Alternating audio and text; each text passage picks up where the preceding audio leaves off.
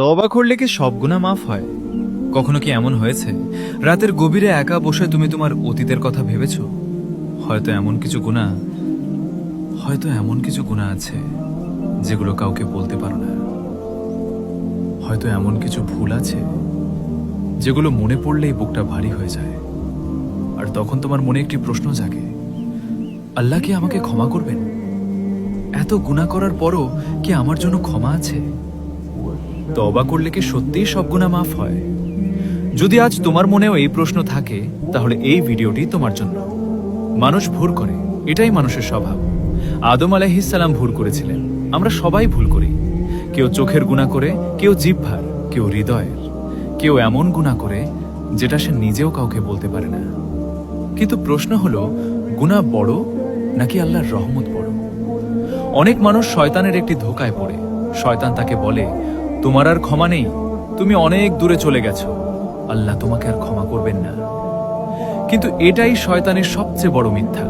কুরআনে আল্লাহ বলেন, হে আমার বান্দারা, যারা নিজেদের উপর জুলুম করেছো, তোমরা আল্লাহর রহমত থেকে নিরাশ হয়ো না। নিশ্চয়ই আল্লাহ সকল গুনাহ ক্ষমা করেন। সুবহানাল্লাহ। ভেবে দেখো, আল্লাহ বলেননি কিছু গুনাহ ক্ষমা করি, তিনি বলেছেন সকল গুনাহ ক্ষমা করেন যদি বান্দা সত্যিকার অর্থে তওবা করে। কিন্তু তওবা মানে শুধু মুখে আস্তাগফিরুল্লাহ বলা নয়। সত্যিকারের তওবার কিছু শর্ত আছে। প্রথম শর্ত, গুনাহের জন্য আন্তরিক অনুশোচনা। দ্বিতীয় শর্ত, সঙ্গে সঙ্গে সেই গুনাহ ছেড়ে দেওয়া। তৃতীয় শর্ত, পুনরায় সেই গুনাহে ফিরে না যাওয়ার দৃঢ় সংকল্প করা। যদি কারো হক নষ্ট করে থাকো, তাহলে সেই হক ফিরিয়ে দিতে হবে, ক্ষমা চাইতে হবে।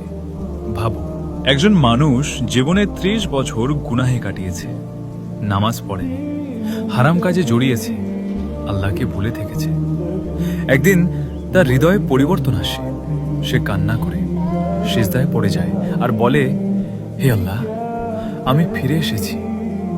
তুমি কি জানো, আল্লাহ এমন বান্দার তওবায় খুশি হন, এতটাই খুশি হন যেমন মরুভূমিতে হারিয়ে যাওয়া উট ফিরে পেলে একজন মানুষ খুশি হয়। এ কথা রাসূল সাল্লাল্লাহু আলাইহি ওয়াসাল্লাম আমাদের জানিয়েছেন। তোমার গুনাহ পাহাড় সম হলেও আল্লাহর রহমত আকাশের চেয়েও বড়। তোমার অতীত যত অন্ধকারই হোক, আল্লাহর ক্ষমা তার চেয়ে উজ্জ্বল। সমস্যা গুনাহে না, সমস্যা হলো তওবা না করা। কারণ যে বান্দা তওবা করে, সে আল্লাহর দিকে ফিরে আসে, আর যে ফিরে আসে, আল্লাহ তাকে ফিরিয়ে দেন না।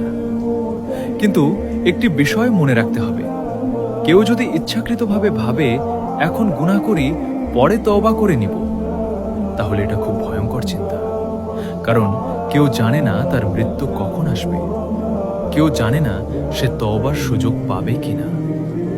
বন্ধু, হয়তো আজ তোমার হৃদয় ভারী, হয়তো তুমি তোমার অতীতের কারণে ভেঙে পড়েছ, হয়তো তুমি ভাবছো আমার জন্য আর কোনো আশা নেই।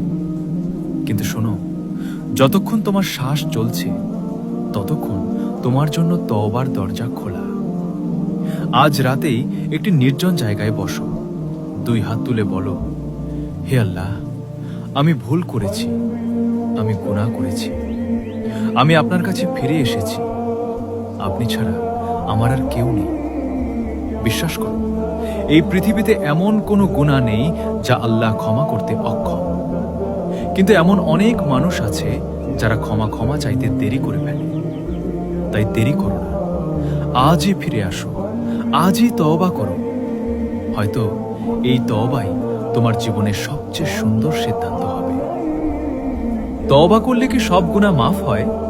হ্যাঁ, যদি তওবা হয় আন্তরিক, আর যদি হৃদয় সত্যিই আল্লাহর দিকে ফিরে আসে, তাহলে আল্লাহর রহমতের দরজা এখনো খোলা।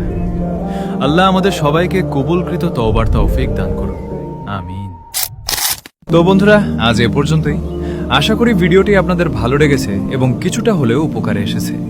যদি ভিডিওটি আপনাদের হৃদয় ছুঁয়ে যায়, তাহলে অবশ্যই এটি লাইক দিয়ে পাশে থাকবেন।